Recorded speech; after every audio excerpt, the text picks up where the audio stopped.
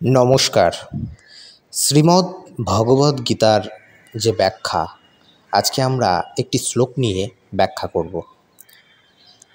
শ্রীমদ্ ভগবদ্ গীতার পঞ্চম অধ্যায়ের 14 নম্বর শ্লোকে বলা হচ্ছে, ন কর্তৃত্বং ন কর্মাণি লোকস্য সৃজতি প্রভু। এর অর্থ হচ্ছে পরমেশ্বর মানুষের কর্তৃত্ব, কর্ম বা কর্মফল প্রাপ্তির সৃষ্টি করেন না, স্বভাবই আবর্তিত হয়। এই যে স্বভাবই আবর্তিত হয়, এই কথার অর্থ কী? পরমেশ্বর মানুষের কর্তৃত্ব সৃষ্টি করেন না, এই কথাটির তাৎপর্য হলো যে মানুষের কর্মে যে কর্তৃত্ব ভাব থাকে তা ভগবানের সৃষ্ট নয়। অজ্ঞ মানুষ অহংকার বশত নিজেকে তার কর্তা মনে করে। মানুষের কর্ম ভগবান নির্দিষ্ট করেন না, এই কথাটির অর্থ হলো যে অমুক শুভ বা অশুভ কর্ম অমুক মানুষকে করতে হবে, ভগবান এরূপ বিধান সৃষ্টি করেন না। কারণ ভগবান যদি বিধান তৈরি করতেন তবে বিধি নিষেধ শাস্ত্রই ব্যর্থ হয়ে যেত এবং তার কোনো সার্থকতা থাকতো না। কর্মফলের সংযোগ সৃষ্টিও ভগবান তাই করেন না।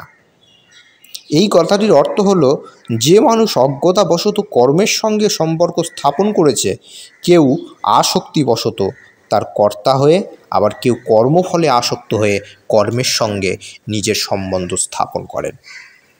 তাহলে স্বভাবই আবর্তিত হয়, এক্ষেত্রে এরূপ বলার কারণ কি? এর উত্তর হলো, আত্মার সঙ্গে কর্তৃত্ব, কর্ম এবং কর্মফলের বাস্তবে কোনো সম্বন্ধ নেই এবং পরমেশ্বরেরও কারোর কর্তৃত্ব ইত্যাদি তৈরি করেন না। তাহলে বাস্তব ক্ষেত্রে আমরা যা সব দেখছি সেসব কী? এই জিজ্ঞাসার উত্তরে একথা বলা হয়েছে যে সত্য, রজ, তম 3 গুণ, রাগ, দেশাদি সমস্ত বিকার, শুভ অশুভ কর্ম এবং তার সংস্কার, এই সব রূপে পরিণত প্রকৃতি অর্থাৎ স্বভাবই সব কিছু করে।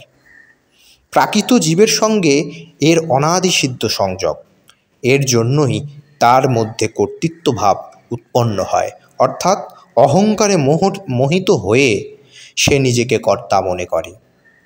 ফলে কর্ম ও কর্মফলের সঙ্গে তার সম্বন্ধ স্থাপিত হয়ে যায় এবং সে তাতে আবদ্ধ হয়ে যায়। বাস্তবে আত্মার এর সঙ্গে কোনো সম্বন্ধ নেই, এই হলো এর অভিপ্রায়।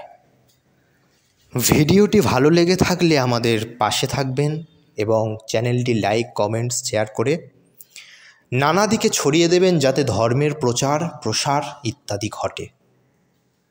ধন্যবাদ।